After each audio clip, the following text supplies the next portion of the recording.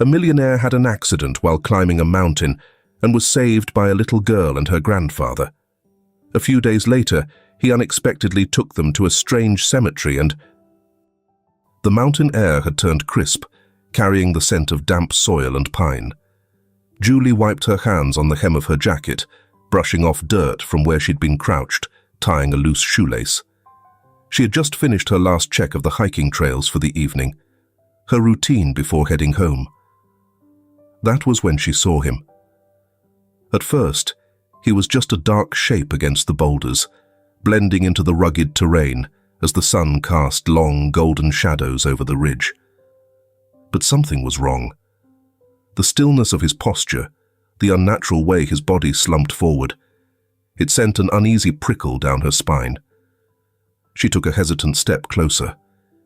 His breathing was shallow, his skin was pale and damp with sweat. A strand of dark hair clung to his forehead. His fingers twitched slightly against the dirt, as if he was struggling to hold on. Julie's stomach dropped. He was alive, but barely. Her heart pounded against her ribs. Her hands clenched into small fists. Then she turned and ran. "Grandpa! Grandpa, hurry!" Her voice tore through the quiet of the evening as she sprinted down the rocky path, feet barely touching the ground. She vaulted over roots and loose stones, lungs burning with each breath. At the foot of the mountain, Bruce Powell was locking up his shop, a small wooden cabin where he rented out hiking gear. He had spent the last hour stacking helmets, wiping down climbing harnesses, and making sure everything was in place for the next morning's customers. His work-worn hands reached for a bundle of used ropes. They needed cleaning before sunrise. He had just picked them up when the shop phone rang. Bruce sighed, adjusting his grip on the ropes, then grabbed the receiver. "Robinson's Rentals," he said, pressing the phone to his ear. A static-filled voice on the other end asked about a forgotten hiking pole left behind earlier that afternoon. As Bruce glanced around the shop, he spotted it leaning against the counter and was about to answer when a blur of movement caught his eye through the cabin window. Julie.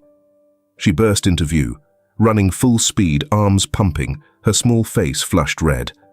Something was wrong, deeply, terribly wrong. Bruce dropped the receiver without a word. By the time he stepped outside, Julie was already on the porch, gasping for air. "There's a man," she choked out.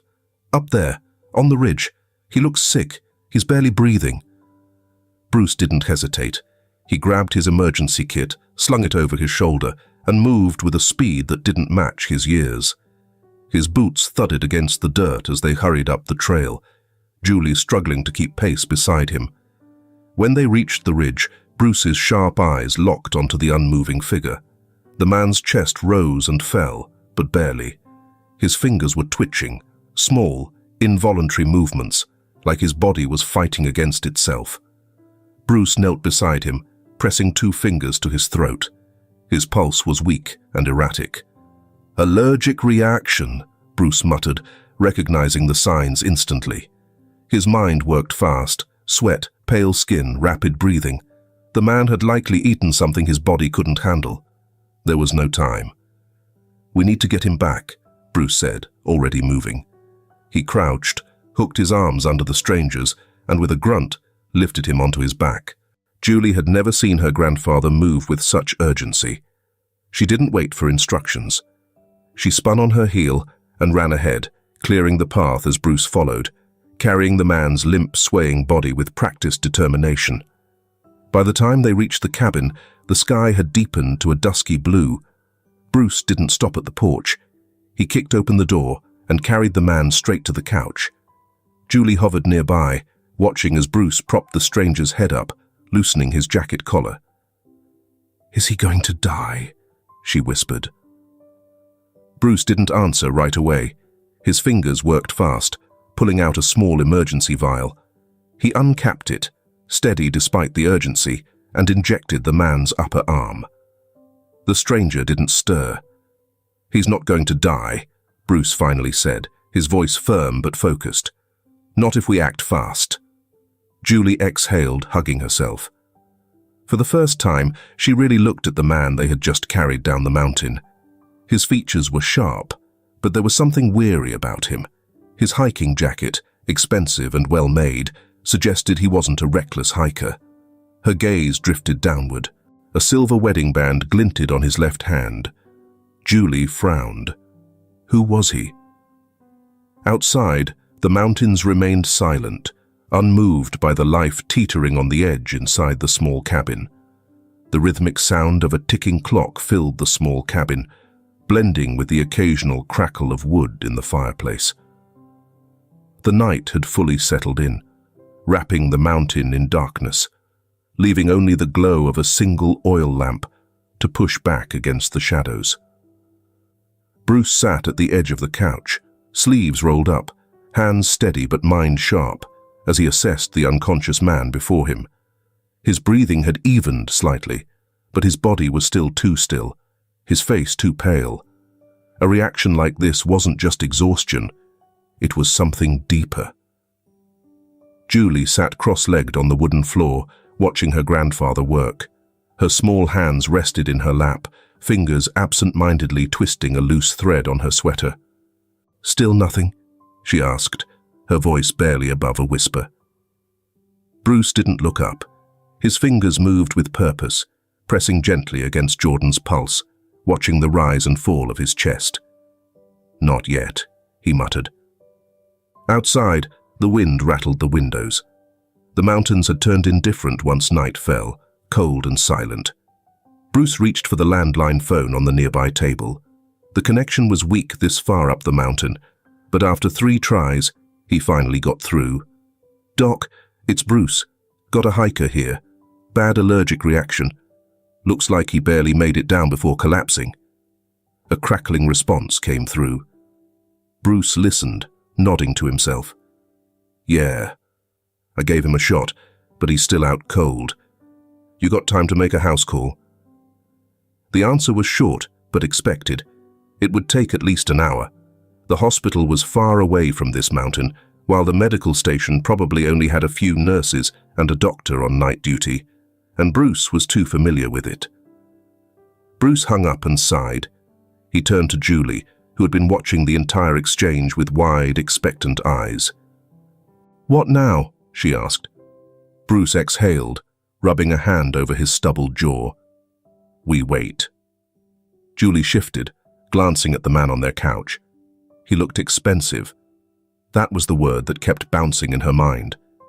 His jacket, his boots, even the watch strapped to his wrist.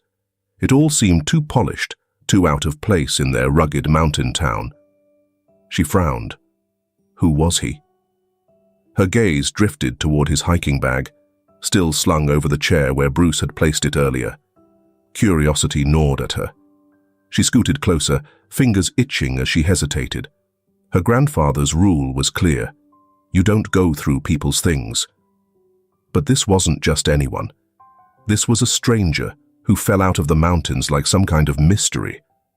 With a quick glance toward Bruce, who was busy preparing another dose of medication, Julie reached into the bag. Her fingers brushed against something smooth. A wallet. She hesitated, then pulled it out and flipped it open. The first thing she saw was a name. Jordan Powell. Her brows pulled together as she ran her thumb over the edge of a stiff card. She pulled it out, tilting it under the lamplight. It was a business ID, crisp and professional, marked with a company logo she didn't recognize. Julie squinted, mouthing the words. Powell Holdings. The name tickled something in her memory. She had heard it before, maybe on the newser when one of the rare tourists passed through town. But why would a man like that be here, alone, with no one looking for him? A chill prickled at the back of her neck. She flipped through more cards. Credit cards, a driver's license, everything screamed wealth. But then she saw something that made her stomach sink. The emergency contact section on his ID was blank. No name, no number, no one to call if something went wrong. Julie swallowed hard, suddenly feeling guilty for looking. She was about to put everything back when a gruff voice broke the silence. "Julie." She flinched, snapping the wallet shut and looking up. Bruce was watching her. His expression wasn't angry, just tired, knowing. Julie bit her lip. "I just wanted to see—" "I know." Bruce took the wallet gently from her hands, slipping it back into the bag. His fingers lingered for a moment on the worn leather. Then with a quiet sigh, he shook his head. "You don't go through people's things, kid. Not unless they say you can." His voice was firm, but there was no bite to it. Julie lowered her gaze. "I know." Bruce studied her, then softened. He gestured toward the couch. "I get it. You're curious. But this man—" He glanced at Jordan's unconscious form. "He's not someone you can understand just by what's in his pockets." Julie nodded slowly. But even as she apologized, she couldn't shake the feeling that what she had seen mattered. Her grandfather must have felt the same, because as he sat back down, rubbing his temples, he muttered almost to himself, "A man with no one to call in an emergency. That's a lonely kind of rich." The words settled between them, heavy and unspoken. Outside, the wind howled against the cabin walls, whispering secrets only the mountains knew. The low rumble of an approaching truck echoed through the quiet mountain air. Bruce stepped onto the porch, watching as the headlights cut through the darkness. Finally, the doctor, a wiry man in his 50s, climbed out, grabbing his medical bag from the passenger seat. "Where is he?" Bruce led him inside, where Jordan lay motionless on the couch, his breathing steadier but still weak. Julie stood nearby, arms crossed, biting her lip. The doctor worked quickly, checking Jordan's vitals, lifting his eyelids, feeling his pulse. With a practiced hand, he prepared an injection, pressing the needle into Jordan's arm with a quiet efficiency. "He's lucky," the doctor murmured, adjusting the IV drip he had set up for hydration. "Another hour, and he would have gone into anaphylactic shock. Could have been fatal." Julie's stomach twisted at the words. She looked at Bruce, suddenly unsure if she should feel proud or terrified. Bruce, however, simply ruffled her hair. "You did good, kid," he said gruffly, his voice filled with quiet warmth. "My little warrior." Julie blinked, then grinned. Pride flickered in her chest. Outside, the wind howled through the trees, but inside, the cabin was warm. Jordan was safe, for now. The first thing Jordan became aware of was warmth. Not the biting chill of the mountain air, not the numbing exhaustion that had swallowed him whole, but warmth. A heavy, quiet kind of warmth that pressed against his skin like a thick blanket. His fingers twitched. His body felt heavy, as if he had been asleep for years. Then slowly, the weight of consciousness settled over him. The scent of old wood, of something faintly medicinal, filled his lungs. A fire crackled nearby, its soft pops breaking through the stillness. Jordan's eyelids fluttered open. Dim light filled the cabin, golden from the morning sun filtering through the old curtains. For a moment he didn't move. Then, a small voice cut through the quiet. "You almost died." Jordan blinked. A little girl, big brown eyes watching him from the edge of a wooden chair, sat cross-legged beside the couch. Her hands rested on her knees, her expression a mix of curiosity and impatience. His throat was dry, his voice rough when he finally rasped out, "Is that so?" Julie nodded. "Mm-hmm. Grandpa said you were lucky." Before he could process that, the sound of boots against the floor drew his attention. Bruce entered, arms crossed over his chest, studying him with a look Jordan couldn't quite place. Assessing, measuring. "You're awake," Bruce said. It wasn't a question, more of an observation. Jordan pushed himself up slowly, muscles aching. The room swayed for a second. A dull headache pulsed at his temples. "Where am I?" His voice came out hoarse, unused. "Our cabin." Bruce stepped closer, pulling a chair beside the couch. "You had an allergic reaction. Barely made it down the mountain before collapsing." It came back to him in fragments. The sandwich, the rushed breakfast before heading out, the faint aftertaste of something sharp, cheese maybe. Then dizziness, heat pressing against his skull. And then, nothing. Jordan exhaled, dragging a hand down his face. Bruce studied him for a moment. "Are you allergic to something?" Jordan let out a short, humorless breath. "Yeah, cheese. Bad enough that if I don't catch it in time, well," he gestured vaguely. Julie's nose scrunched. "Then why'd you eat it?" "I didn't know the sandwich had cheese," Jordan admitted, rubbing his temples. "Was in a rush. Grabbed the wrong thing." Bruce grunted, shaking his head. "That's a hell of a mistake." Jordan could only nod, swallowing against the dryness in his throat. He felt like he should say more.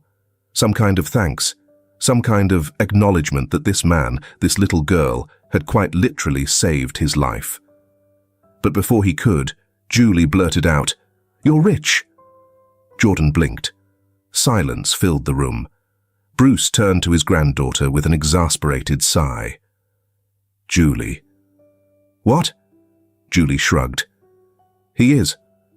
Bruce pinched the bridge of his nose, muttering something about kids these days, while Jordan, still struggling to process everything, simply stared at the girl.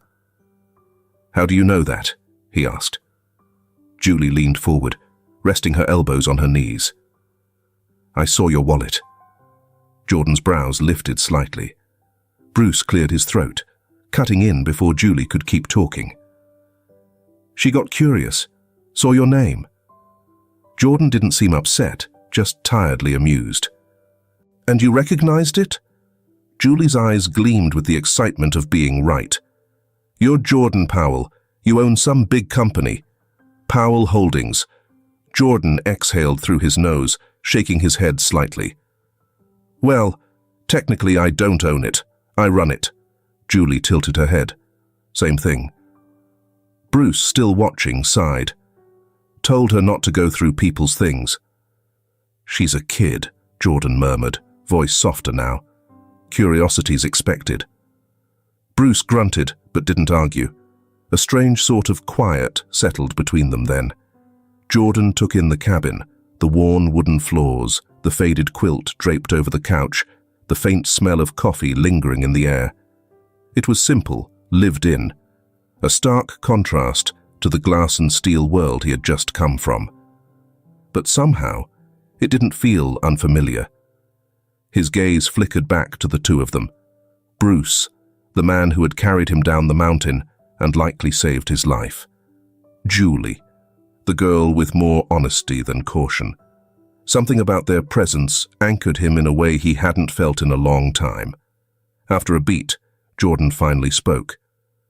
"Thank you." Bruce shrugged, as if it wasn't worth mentioning. "Just did what had to be done." But Jordan shook his head, meeting the older man's gaze. "Number you didn't have to, but you did."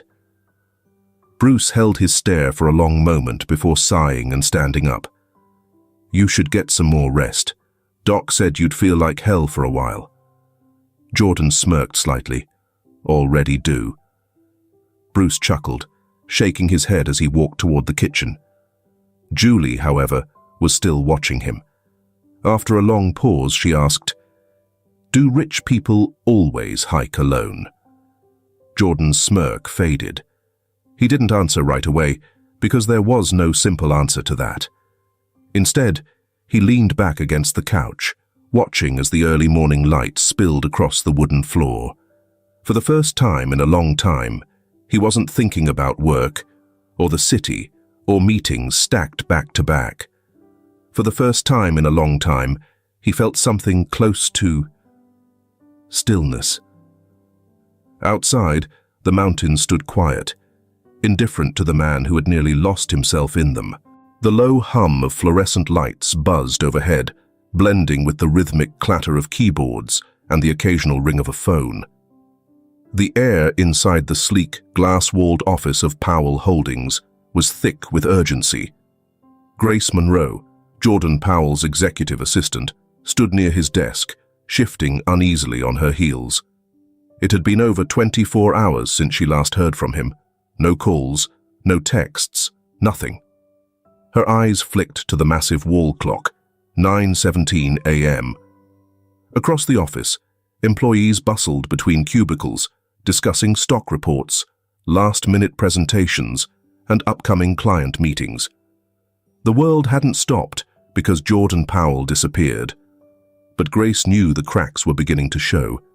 She checked her phone for the third time that morning, scanning for any sign of him.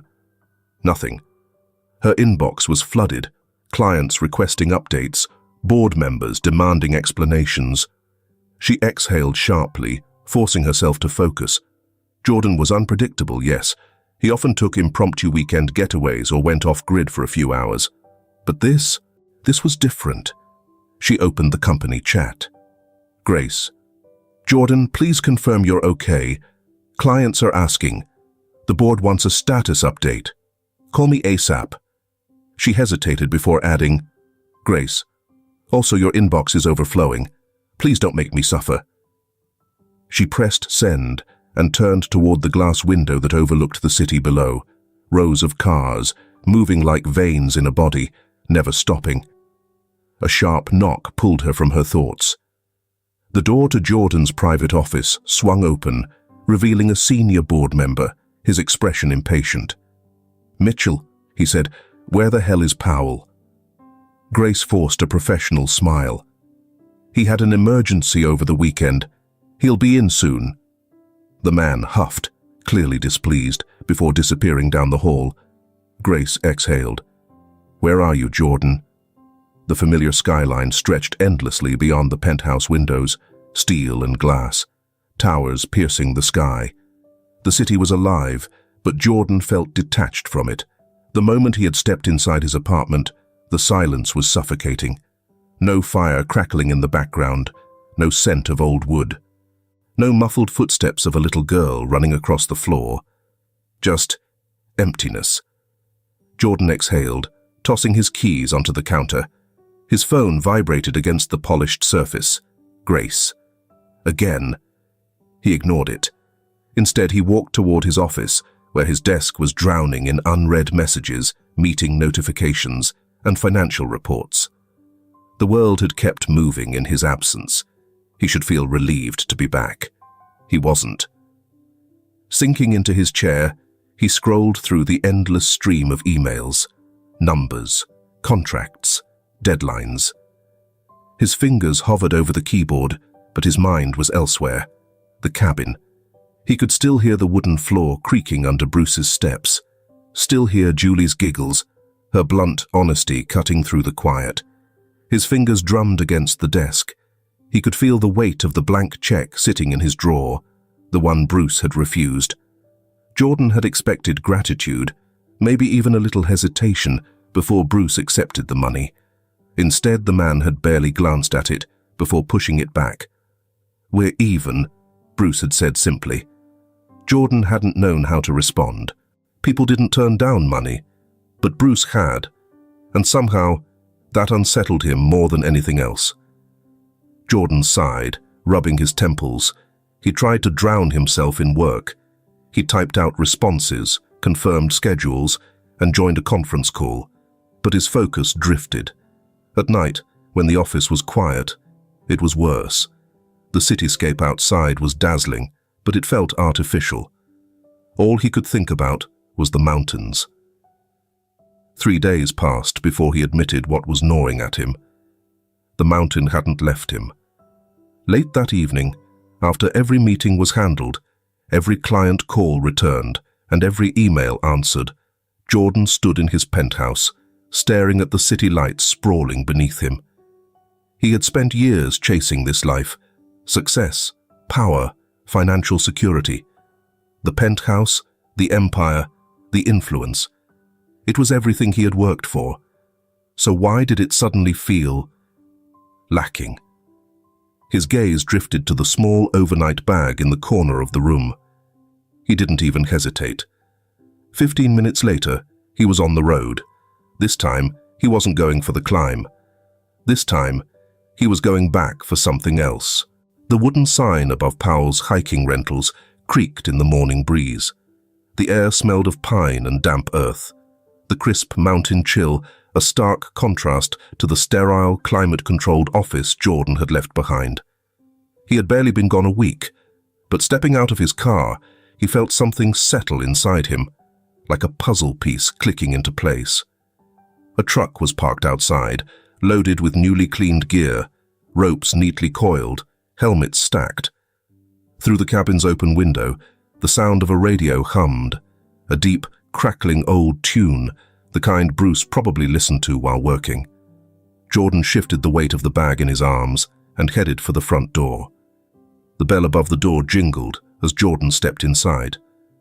Bruce stood behind the counter, examining a harness strap, but his gaze flicked up at the sound. His expression was unreadable at first, but after a moment, he huffed, shaking his head. Well, look what the mountain dragged back. Julie, who had been organizing a stack of maps, froze mid-motion, her head snapping toward the door. Her eyes widened. "You came back?" Jordan adjusted the bag in his arms, a faint smirk pulling at his lips. "Thought I owed you something." Julie's eyes narrowed. "Not a check, right?" Jordan chuckled. "Number something better." He stepped forward and set the bag onto the wooden counter. With a flick of his wrist, he unzipped it. Bright bursts of color spilled out. Books, dozens of them. Julie opened her eyes wide. "Are those for me?" Jordan smirked, setting the books down with a heavy thud on the counter. "Unless Bruce has suddenly taken an interest in mythology and ancient civilizations, then yeah, they're for you." Julie let out a gasp so dramatic it would have put a Broadway actress to shame and lunged forward, her hands eagerly flipping through the vibrant covers. Greek gods, ancient Rome, and medieval history, all the things her school books barely touched on. "You have no idea how boring the library here is," she said, her fingers brushing over the gold-embossed title of a book on Egyptian mythology. "It's all farming manuals and stuff about local wildlife." Jordan leaned against the counter, arms crossed, watching her with quiet amusement. "Farming's important," he pointed out. Julie barely spared him a glance. "Yeah, but do farming manuals have gods throwing lightning and people turning into constellations?" Jordan chuckled. "Fair point." Julie flipped through a book on Greek myths, pausing at a full-page illustration of Medusa. "So, if she turned people to stone, how did she eat?" Jordan raised a brow. "That's your first question?" "Well, yeah." She looked up at him, dead serious. "I mean, she had fangs, right? So what was the plan? Wait for someone to trip and fall into her mouth?" Jordan laughed, a real, unguarded laugh. He couldn't remember the last time a conversation had felt this effortless. Julie grinned, clearly proud of herself. "You know everything, don't you?" "Not everything," he admitted, shaking his head, "but enough to keep up." Julie smirked. "So basically you're like a walking encyclopedia. I'd prefer well-read businessman, but sure, we'll go with that." Bruce, who had been listening from the doorway, finally stepped forward, his arms crossed over his chest. His sharp eyes studied Jordan, not with suspicion, but with something closer to quiet observation. Jordan had expected Bruce to brush him off, to see his presence as unnecessary, or worse, pity-driven. Instead, the older man simply sighed and nodded toward the pile of books. "She's not gonna sleep tonight. You know that, right?" Jordan shrugged. "At least she won't be sneaking through my hiking bag for entertainment." Julie shot her grandfather a guilty look, but Bruce only shook his head, muttering something about nosy kids before heading toward the storage room. Jordan turned back to Julie, who was already absorbed in the book again. "How'd you even get into all this?" he asked, nodding toward the mythology collection. Julie didn't look up. "Stories make things make sense," she murmured, flipping a page. "Even the big, impossible stuff, like how things begin, why people are the way they are." Her voice was lighter when she added, "And also because Medusa is cool." Jordan didn't reply right away. He just watched her, his mind circling around her words. Stories make things make sense. Maybe that was why he was here too. Days passed, and somehow Jordan kept finding reasons to stay. At first, he convinced himself it was just a short break, a reset before diving back into work. But then he started helping out at the shop, fixing loose shelves, carrying inventory, even assisting customers when Bruce was out back. People in town started recognizing him, not as Jordan Powell, CEO, but as the guy helping at Powell's Rentals. He liked that. Julie, in turn, took full advantage of his presence, asking endless questions, roping him into debates over which Greek god would win in a fight, and reminding him at least once a day that he was, in fact, old, which at 36, he strongly disagreed with. Bruce watched it all without a word, but Jordan caught the way the old man's gaze lingered sometimes, like he was measuring something invisible. Like he was starting to believe that Jordan wasn't just here out of guilt. Jordan wasn't sure what he was here for either. But for now, he wasn't in a rush to leave. What is the favorite sport of those listening to this story? Leave your information in the comments section below. The night was quiet, except for the soft crackle of burning wood in the fire pit outside Bruce's cabin. The glow of the flames flickered over the three of them: Bruce, Julie, and Jordan. As they sat around the fire, roasting marshmallows. Julie had insisted on teaching Jordan the perfect marshmallow roasting technique, a slow turn, just above the flames, for the perfect golden brown crust.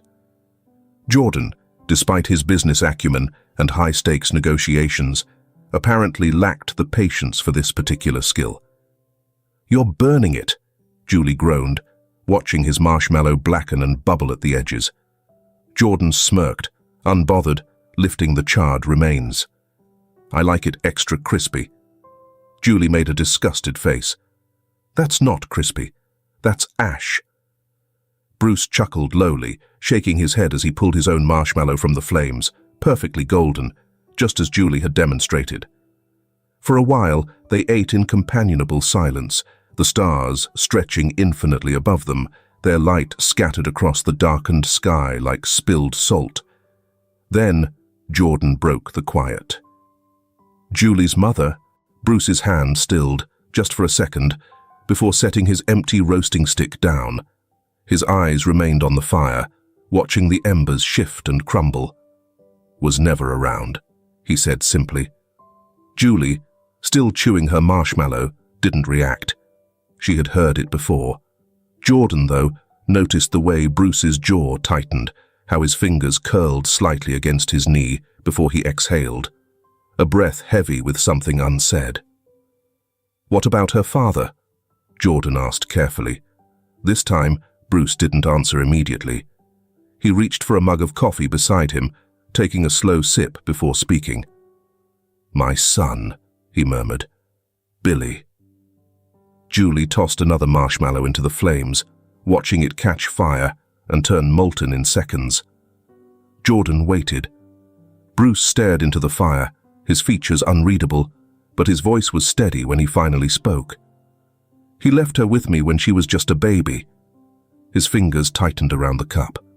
"Middle of the night. Didn't say much. Just handed her to me and drove off." Julie kicked at a loose rock near her foot. She had heard this story before too. Jordan studied Bruce's face, the way his brows drew together, the way his lips pressed into a firm line, as if forcing himself to stay indifferent. "Has he ever come back?" Bruce shook his head. "Not once." Julie didn't look up from the fire, her voice light when she said, "I don't really remember him." Jordan glanced at her. Despite her casual tone, her fingers were twisting the edge of her flannel sleeve. He turned back to Bruce. "Do you know where he is?" Bruce's grip on his mug tightened, the firelight flickering over the sharp planes of his face. "If I did," he muttered, "he'd have a hell of a lot to answer for." Jordan recognized that kind of grief, wrapped in anger. The way Bruce spoke about his son, like something fractured between them, like something had been lost long before Billy disappeared. And Jordan understood, because he knew what it was like to lose someone and not be able to fix it. The silence stretched between them, heavy but not uncomfortable. Julie broke it first. "You think Medusa ever got lonely?" she asked, tossing another marshmallow into the fire. Jordan blinked, caught off guard by the sudden shift. "What?" Julie shrugged. "She got cursed, right? Turned into a monster. Everyone who looked at her turned to stone. But was she lonely?" Jordan stared at her for a long moment. Then, to his own surprise, he answered, "Yeah, I think she probably was." Julie nodded, satisfied with his response, and went back to her marshmallows. Bruce sighed, shaking his head, but Jordan caught the faintest trace of something in his expression. Not sadness, not regret. Something quieter, something that looked almost like understanding. Jordan didn't press further, but in that moment, he realized something. He wasn't just another stranger passing through their lives anymore, and maybe he didn't want to be. The city was still the same, skyscrapers stretching into the sky, their glass facades reflecting the endless hum of movement below. The sidewalks were crowded with people, rushed, purposeful, lost in their own lives. Cars honked, neon signs blinked, and everything moved at an exhausting, relentless pace. But for Jordan, something felt off. He sat in his office, the heavy weight of his chair grounding him. His inbox overflowed, and meetings lined up back to back. Yet his mind wasn't here. It was still back in the mountains, still hearing Bruce's voice, the restrained pain when he spoke about Billy, still seeing Julie's small fingers twist the sleeve of her flannel, the unconscious sign of a child trying to suppress an unspoken hurt. And it gnawed at him. He had spent his life fixing things, companies, financial crises, negotiations that needed precision and control. But this was different. This wasn't about business. This was about a girl who never knew her father, about an old man who had waited years for a son who never returned. And for the first time in a long time, Jordan felt something close to purpose. He exhaled, rubbing a hand down his face before grabbing his phone. Bruce answered on the third ring. "Didn't expect to hear from you so soon." Jordan hesitated only a second before saying, "I can find him." Silence. Jordan pressed on. "I have contacts, investigators, people who can track things down, no matter how long it's been." He swallowed, then softened his voice. "Let me help." Bruce didn't respond right away. The faint sound of wind carried through the receiver, and Jordan imagined him standing on his porch, looking out at the mountains, wrestling with a decision he didn't want to make. Finally, Bruce exhaled. "Jordan." His voice was heavy, reluctant. "I don't even know if I want to know." Jordan clenched his jaw. "I think you do." Another long pause. "I don't need your charity," Bruce murmured. "This isn't charity," Jordan said firmly. "You saved my life, Bruce. More than that, you—" He hesitated. "You let me in. That doesn't happen often for me." Bruce sighed, and for the first time his voice wavered. "I spent years trying not to wonder if he's out there," he admitted. "Or if—" He cut himself off, as if saying it out loud made it too real. Jordan's chest tightened. "Let me do this," he said. "Please." Bruce was quiet for so long that Jordan thought he'd lost him. Then finally, the older man spoke, voice rough. "All right." Jordan exhaled. Bruce cleared his throat, as if shaking off emotion. "If you find him," he said carefully, "I don't know what I'll say to him." "Then don't worry about that yet," Jordan replied. "Just let me find him first." The next morning, Jordan walked into his office with purpose. Grace barely looked up from her desk. "Oh, look, the prodigal CEO returns." "Good to see you too, Grace," she huffed, handing him a stack of documents. "You have 7 missed calls from investors, 2 urgent meetings rescheduled, and a press request for an interview about your mysterious disappearance." Jordan flipped through the files without looking at them. "Push everything to next week." Grace's eyes narrowed. "You're leaving again?" Jordan didn't answer. Instead, he pulled out his phone and scrolled through his contacts until he found the number he needed. A gruff voice answered after one ring. "Powell." Jordan leaned against his desk. "I need someone found." The voice on the other end didn't miss a beat. "Name?" "Billy Robinson." A pause. "Family?" Jordan hesitated before answering. "Once." The investigator asked for more details, and Jordan provided everything Bruce had told him: last known locations, a vague timeline, old records. When the call ended, Jordan felt something he hadn't in a long time: determination fueled by something deeper than business. This wasn't just about repaying Bruce anymore. This was about making something right. Weeks passed, and leads trickled in like puzzle pieces slowly forming a picture. Jordan worked during the day, but at night, he found himself reviewing the investigators' updates instead of stock reports. Each email, each phone call chipped away at the mystery of Billy's disappearance. Past jobs, old addresses, people who had known him. Some leads were dead ends, some gave fragments of truth. And with each piece of information, Jordan felt something shift inside him. At first, he had thought this was about Bruce, about giving the old man closure. But the more he uncovered, the more he realized this wasn't just for Bruce. It was for Julie, too. She had grown up with a ghost for a father, a story half told, a missing piece she never got to hold. Jordan had spent his entire life chasing things: success, wealth, the next big deal. But this was the first thing that felt like it truly mattered. And for the first time in a long time, Jordan Powell wasn't running from something. He was running toward it. The call came early, just as the first light of dawn stretched over the city skyline. Jordan, seated in his office, had barely slept, his mind looping through every lead, every possibility, every chance that Billy might still be out there. The moment his phone vibrated across the desk, he answered without hesitation. "I have news," the investigator's voice came, steady but laced with a weight that Jordan immediately sensed. He gripped the phone tighter. "Tell me." A pause. Then, finally, "Billy Robinson is dead." Jordan's breath stalled, the words sinking deep before he could fully grasp them. The investigator continued, voice measured, clinical, as though detachment could soften the impact.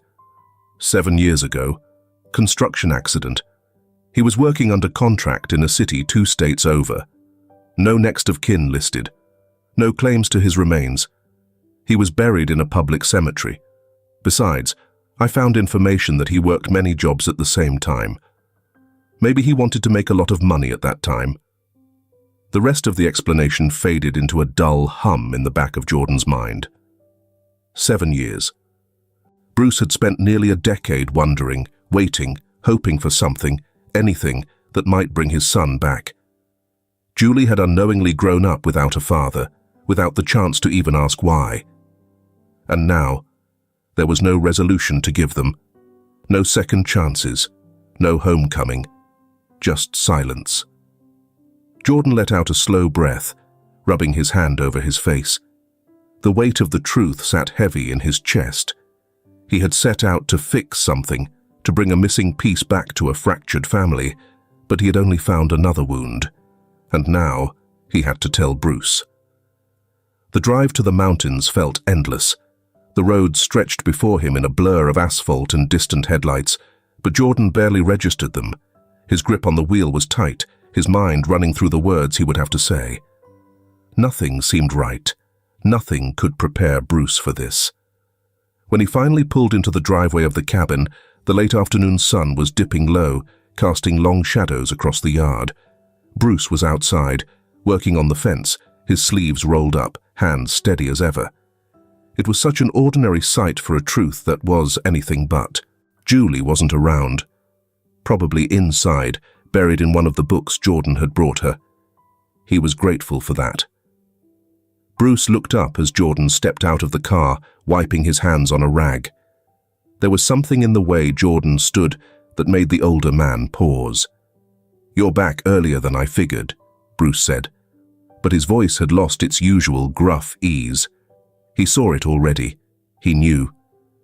Jordan swallowed against the dryness in his throat. "Bruce," he said quietly, stepping forward. The older man didn't move, didn't speak. He was waiting. Jordan exhaled slowly, steadying himself before delivering the only truth there was. "Billy's gone." The words hung in the air, heavy and immovable. Bruce didn't blink, didn't breathe.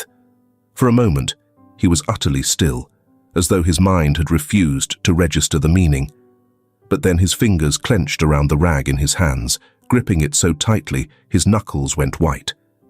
Jordan saw it, the way the truth hit him like a weight to the chest, the way his shoulders tensed as if bracing against an invisible blow. Bruce had spent years building himself into a man who could withstand anything. But no father is built to withstand this. For the first time since Jordan had known him, Bruce swayed. His hands, always so steady, trembled.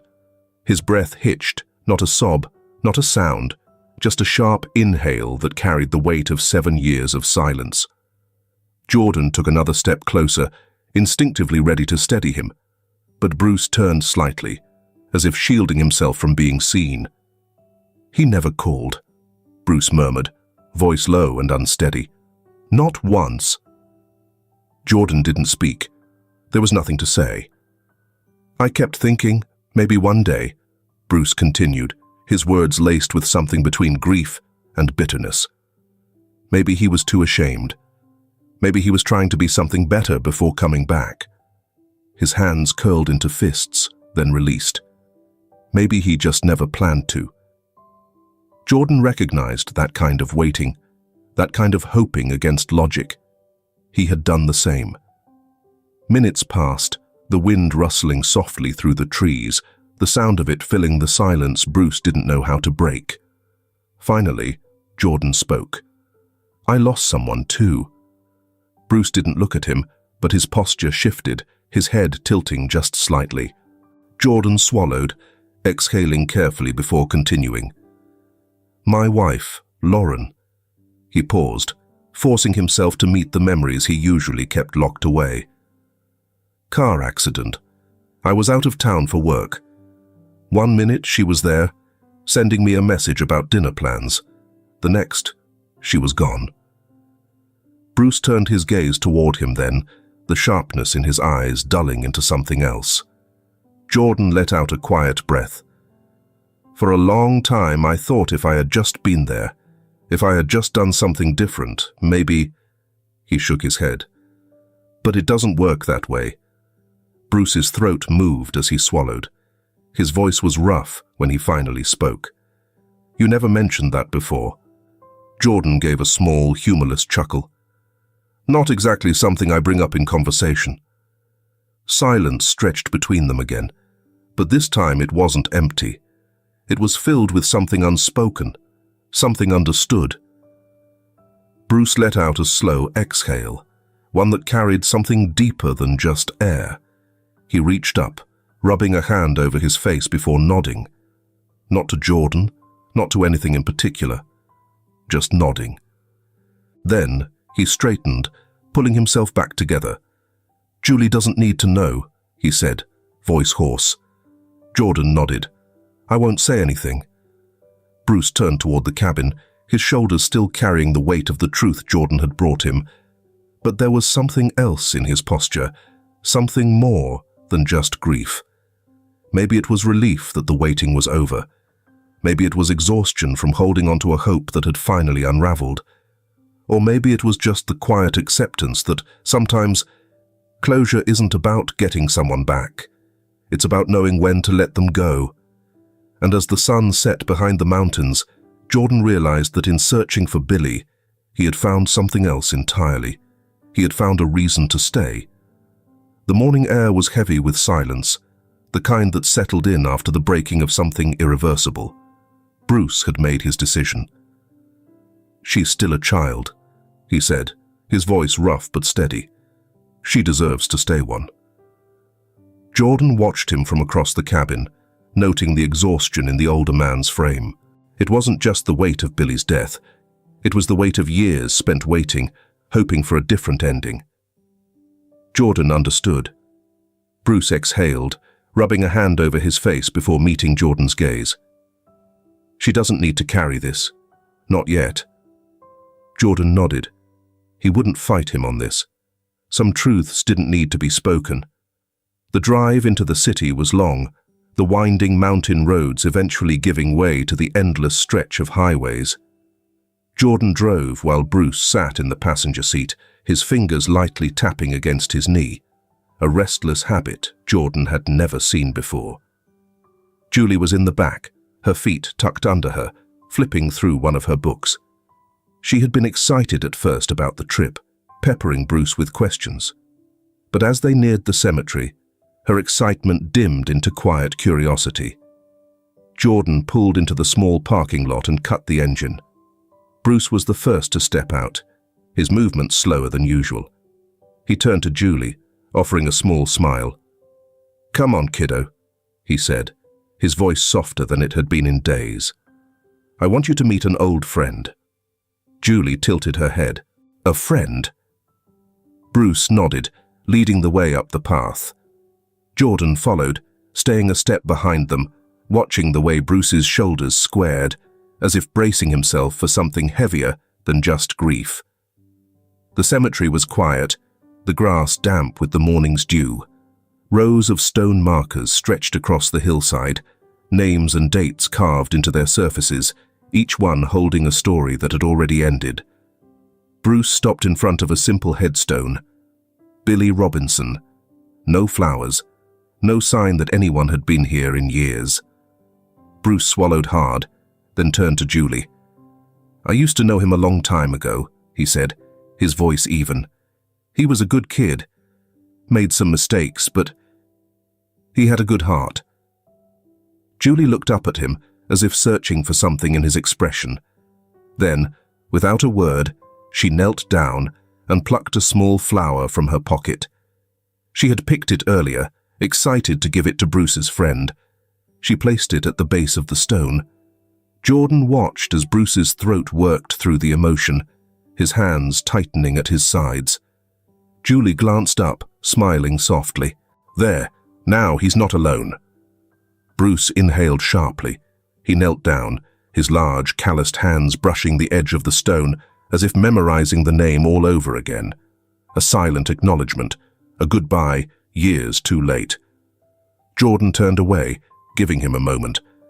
Somewhere in the distance, the city continued on, people moving, cars passing, the world unaware of what had been lost here. Julie, still kneeling, tilted her head and spoke into the quiet. "Do you think he knew someone cared about him?" Bruce let out a slow breath, reaching out to ruffle her hair gently. "I hope so, kid," he murmured. They stayed a little longer. Then, when Bruce finally stood, his movements steady, they turned and walked away, leaving behind the past, but carrying its weight with them.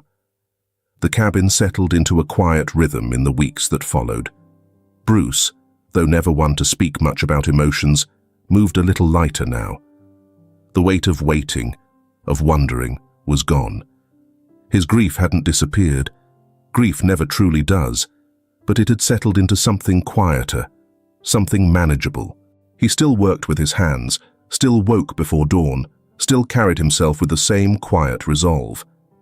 But now there were moments, small, fleeting ones, when his voice didn't carry so much heaviness. Julie, blissfully unaware of the truth, continued on as she always had, filling the cabin with laughter, asking too many questions, leaving books scattered across the shop's counter. If she sensed the change in Bruce, she didn't question it. And if Bruce held her a little closer on cold nights, if his gaze lingered on her a little longer than before, she never noticed. Jordan's visits became a routine rather than an exception. At first, he told himself it was temporary, a way to make sure Bruce was okay, to check in on Julie. But eventually, he stopped making excuses. He wanted to be there. And so, on weekends, he traded boardrooms for the rental shop, learning the names of repeat customers, helping Bruce repair old climbing harnesses, stacking gear before sunrise. At first, customers were surprised to see him there. A man like Jordan Powell, working behind a counter, explaining the difference between climbing ropes to a group of weekend hikers. It didn't make sense. But over time, it stopped being strange. People recognized him now, not as the CEO, not as the man who had disappeared from the city without explanation, but as the guy who worked with Bruce at the shop. Some even preferred him. At least, the women did. It took Jordan longer than it should have to realize that the number of female customers had mysteriously increased since he started helping out. Julie was the first to call it out.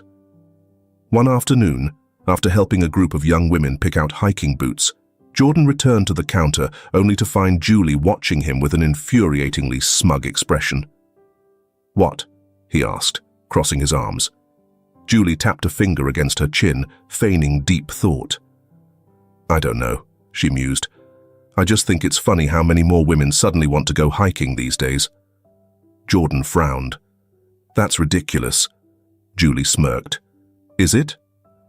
Bruce, who had been silently counting inventory behind them, grunted his agreement. Jordan sighed, running a hand over his face. "You two are imagining things." Julie shrugged, grinning as she grabbed a water bottle from behind the counter. "Sure, Mr. Powell."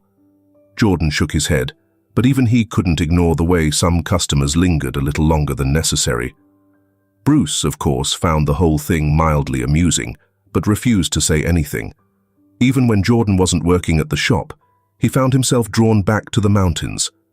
The first time he had driven up here, it had been to escape. Now, it felt like coming home. On Saturday nights, after the shop closed, he sat with Bruce on the porch, watching the stars stretch endlessly above them. Julie, on those nights, often sat at their feet, buried in whatever book she had chosen that week, occasionally looking up to insert some unrelated but deeply philosophical question into their conversation. If we lived in ancient Greece, which god would you worship? Why do people have last names? Do you think dinosaurs knew they were going extinct? Jordan had stopped trying to prepare for her questions. And Bruce, though often gruff in response, had stopped pretending he wasn't amused by them. Something about those evenings, those conversations, those moments of shared silence made Jordan realize that he had spent so much of his life moving forward that he had forgotten what it felt like to simply be still. Here, in this place, he didn't feel the pressure of expectations. He wasn't Jordan Powell, the businessman. He was just Jordan, and for the first time in a long time, that was enough. The wind howled at the peak, biting at Jordan's skin, pulling at his clothes. His breath came heavy, his pulse pounding in his ears, but he didn't mind. The air up here was clean, crisp, and for the first time in a long time, he wasn't thinking about deadlines, meetings, or the weight of expectations. He had reached the summit. Jordan stood still for a moment, taking in the vast stretch of mountains before him, the valley dipping below like a world untouched by the chaos of cities. The journey hadn't been easy. The climb had been steep, the terrain relentless. But wasn't that always the way? The best things, the things that mattered, they never came easy. He let out a long breath, something settling inside him. He wasn't lost anymore. By the time he descended the mountain, the scent of grilled meat filled the air. Bruce was already tending to the fire, flipping something over the grill with the same practiced ease he did everything else. The old man barely glanced up as Jordan approached, only offering a small nod in acknowledgement. Julie, however, came barreling toward him full speed. "You made it!" she shouted, nearly knocking into him. Jordan let out a breathless laugh, catching her just before she collided. "You sound surprised." Julie stepped back, hands on her hips. "Well, I mean, you're kinda old." Bruce snorted from the grill. Jordan gave her a deadpan look. "I am 36. Julie waved a hand. "Exactly." He groaned, ruffling her hair despite her protests. "One of these days, I'm leaving you at the base of the mountain." Julie grinned, unbothered. "You'd miss me too much." And she wasn't wrong. They sat together by the fire, the flames flickering against the darkening sky, the scent of food, of earth, of pine filling the space between them. Jordan had sat at plenty of tables before, expensive ones, surrounded by people who spoke in numbers, in strategies, in carefully measured words. This wasn't like that. Here, Bruce didn't need to talk much. He just handed Jordan a plate, gave him a look that said, "Eat, don't argue," and that was that. Julie, on the other hand, never stopped talking. She filled the silence with stories from books, half-baked theories, and questions that Jordan had long stopped trying to answer. Tonight, she was on a roll. If animals could talk, which one would be the rudest?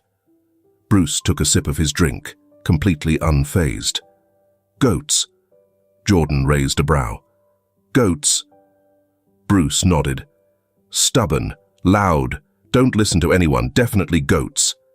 Julie gasped. "I was going to say seagulls, but that makes so much sense." Jordan shook his head, hiding his amusement.